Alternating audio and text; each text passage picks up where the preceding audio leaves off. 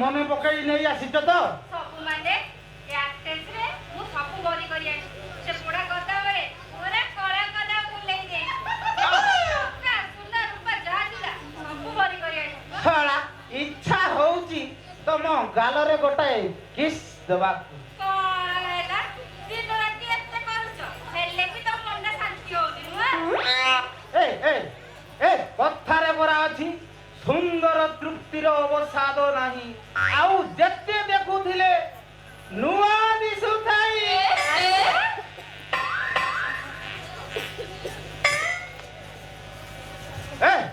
କଣ ମୋର ଏମିତି ଠିଆ ହେଇଯାଉଛ?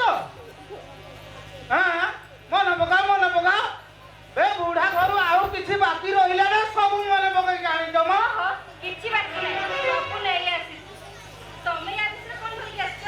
ଓହୋ ଏ ଫୁଲ ମାଳ ଆଣିଛି।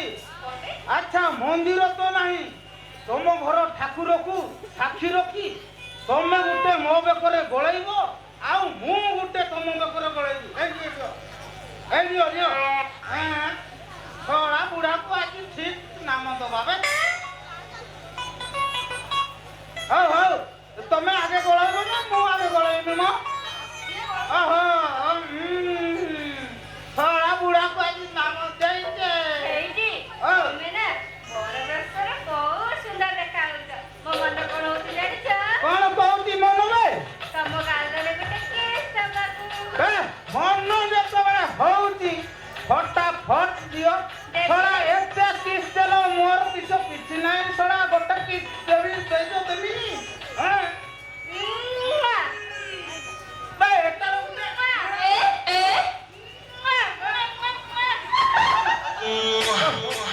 ବୁଢା ଆସିବା ଆଗରୁ ଚାଲ ଆମେ ଚାଲ।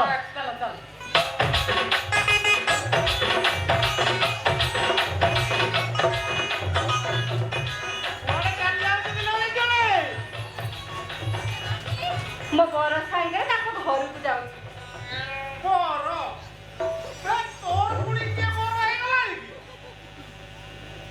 ମଉସା ନମସ୍କାର।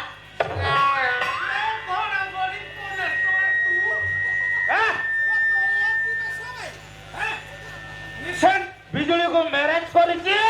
କଣ ହେଲା ବିଜୁଳି?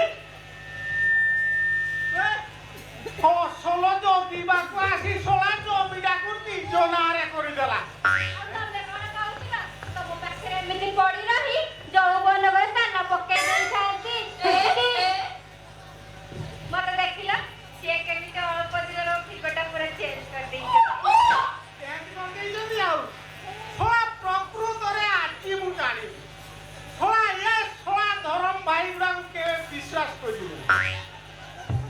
ମଉସା ବିଶ୍ୱାସ ଭରସା କିସ ରଖୁନ ତମେ? କେମିତି ରଖିଦେବେ? ଜମିକୁ ସାରଦ କରି ରଖିଛ ଯେ ଫସଲ ଫଳିବ ତାକୁ ପରା ପଡ଼ିଆ ପକେଇ ସାଇଲଣି। ଅନାବନା ଘାସ ଉପାଡ଼ି ମୋର ଆଣ୍ଠୁ ଗଣ୍ଠି ଭିଡ଼ି ଗଲାଣି। ଏଇଥର ଯଦି କହୁଛ ଏଇଥର ଫସଲ କାଟି ଆଗ ମୁଁ ଖାଏ ତା ଆସନ୍ତା ବର୍ଷକୁ ତମ କଥା ଚିନ୍ତା କରିବା।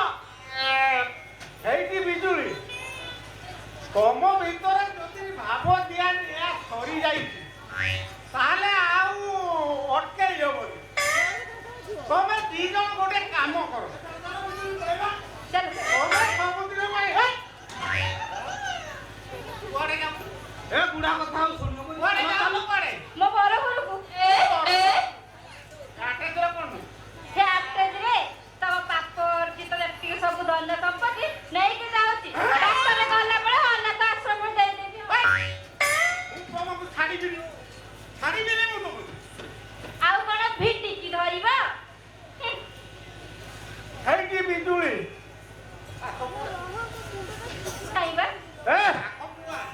ମୁଁ ସେଟା ମୋ ନାଁରେ କରି ନେଇଛି। ତମେ କଣ ପାଖକୁ ଡାକିଦବ? ହେଇକି ବିଜୁଳି ଯାହା ତ ହେଲା ତମେ ଆଉ ଜମା ଯାଉନି। ତମେ ଏକ କାମ କର ଏଇଠି ରହିଯା। ମୁଁ ତୋର ତମେ ଯଦି ଏତେ କରି ମୁଁ ଏଇଠି ରହିଯିବି। ତମେ ଗୋଟେ କାମ କର